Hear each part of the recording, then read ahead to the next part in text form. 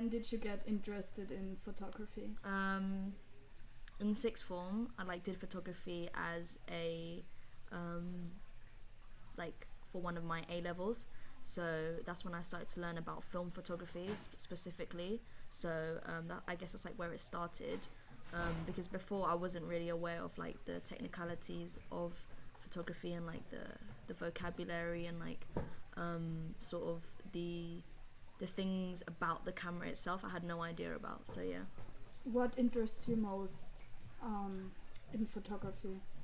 I think for me it's meeting new people, because the people that I take photos of sometimes they're complete strangers.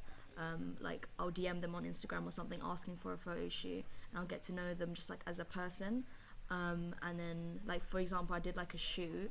It was about LGBT people and their safe spaces. So I got to know their story and their background, and so it wasn't just me taking photos of them. It was me getting to know them and also making a new friend or something.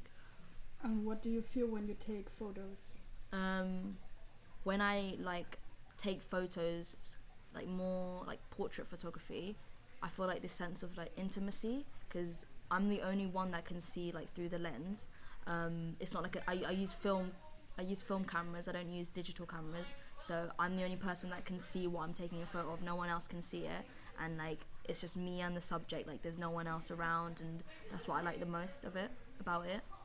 What is your biggest inspiration when you take pictures? My number one inspiration is William Klein. He's a black and white photographer, because he uses a lot of movement. So he basically, when he did street photography, he would just take random photos in front of strangers and just not care about the response, and you probably use their responses as a way to get better photos as well. And he would use a lot of grain because of the film, and just because of the movement, it was a sense of urgency and being spontaneous. Did this university influence the way you take pictures? Because when I first started in foundation, in the kit room they had a Pentax K1000, this one, where is it? This one. And basically this was my first time properly getting hands on with film photography, so I was able to book it out and just use it whenever I wanted to, and learn about it myself.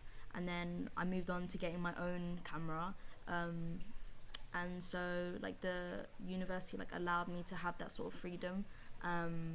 So yeah, and also you can develop your film here in the photography department, so you're able to get stuff for free. So it's you're kind of experimenting stuff without having to pay much of a price, which is good.